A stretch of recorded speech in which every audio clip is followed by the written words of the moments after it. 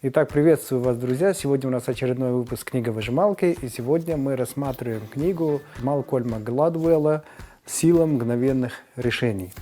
Вкратце, по обычаю, я вам вначале расскажу небольшую предысторию о самом авторе. Малкольм Гладуэлл, он уроженец Великобритании, который переехал в Канаду, долгое время занимался социологией, поведенческой экономикой, работал журналистом журнала The New Yorker. Вообще он сам по профессии журналист и только с 2000 года начал писать книги.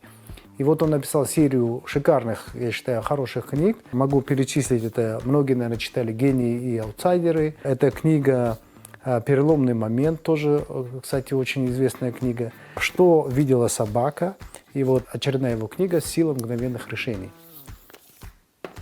Теперь давайте рассмотрим саму книгу. В этой книге не так много идей. Основная идея, которая рассматривается, это идея о том, что надо человеку больше слушать интуицию, и частенько мгновенные решения являются более правильными и безошибочными, чем решения, которые вы принимаете на основе ума, на основе своих знаний, рассуждений и так далее, и так далее. В этой книге приводится очень много примеров, особенно касательно семейных взаимоотношений мужа и жены, при выборе партнеров. Приводятся различные примеры, которые обосновывают его точку зрения о том, что бессознательное лучше справляется с принятием правильных решений, чем сознательное. Мне особенно понравилось место, где он утверждает о том, что вот исследования Ли Голдмана доказали, что если мы знаем закономерность, то чем меньше информации, тем лучше. Это как раз то, что я очень часто и много везде утверждаю, что слишком много информации вредит принятию решений. Чем больше информации мы используем для принятия решений, тем менее качественное у нас решение. Вы знаете, это как раз-таки та ошибка экспертов и аналитиков, когда они пытаются все больше узнать о предмете и собирают информацию, в результате они упираются в такой ступор, когда не могут принять решение, потому что слишком много информации, они буквально в ней закопались в деталях. Но вкратце я бы сказал так, что я не совсем согласен, конечно, со всеми утверждениями из этой книги.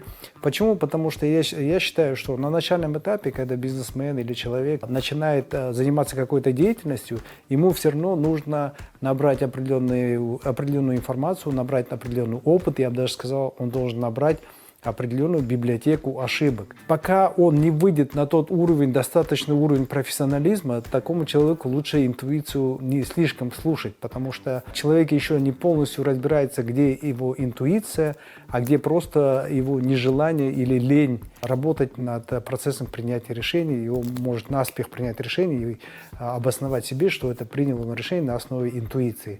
На самом деле это будет не так, это будет, конечно же, ошибка. Поэтому очень важно, я считаю, что на начальном этапе, пока у вас нет достаточного уровня профессионализма в своей сфере, именно в том, чем вы занимаетесь, я считаю, что включать интуицию опасно. В этом плане мне еще нравится фраза, конечно, очень хорошая, где он говорится, что все-таки правильнее, он сам признает, что все-таки правильнее это принимать сбалансированное решение. Вот он говорит: из всего вышесказанного, на мой взгляд, можно извлечь два важных урока. Первый состоит в том, что по-настоящему успешные решения опираются на баланс между сознательным и инстинктивным мышлением. Вот, то есть он в какой-то части книги утверждает, что нужно слушать интуицию и принимать решения быстро. Есть даже такое понятие бритва Оккама, когда первое пришедшее на ум решение обычно бывает более точным, чем последующие. И здесь он уже чуть отступает от своих правил и говорит, что все-таки лучше иметь баланс. Второй урок состоит в том, что для принятия верных решений необходимо ограниченное количество исходной информации. Вот здесь, когда говорится о необходимости ограниченного количества информации, как раз говорится о том, что человек, достигший определенного уровня профессионализма, уже больше должен слушать свою интуицию и на основе ее принимать решения. Здесь приводится как раз тот случай, когда, например, эксперты, профессионалы одним взглядом, посмотрев на картину, могут определить, она подделка или оригинал. Сознательно это они объяснить не могут, как они это поняли. Но они объясняют там: я почувствовал, или там у меня начали поясница ломить. То есть это все проявление интуиции. Но чтобы научиться слушать интуицию, для этого, я повторюсь, нужен огромный запас, багаж знаний и опыта, самое главное.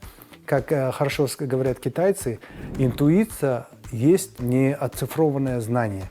То есть это тоже знание, но оно не оцифрованное. Его трудно объяснить. Оно есть, но его трудно объяснить и обосновать.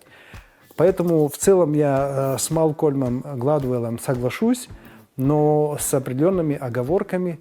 Но в то же время для тех, кто не читал эту книгу, настоятельно рекомендую прочитать эту книгу, потому что она помогает принимать решения. А как вы знаете, я очень увлекаюсь теориями принятия решений, теориями игр, теорией вероятности. И поэтому я считаю, что эта книга поможет вам делать трудный выбор, когда у вас возникнет в этом потребность. Итак, подписывайтесь на мой канал, комментируйте, ставьте лайки в Facebook, Instagram, Telegram. До следующих выпусков.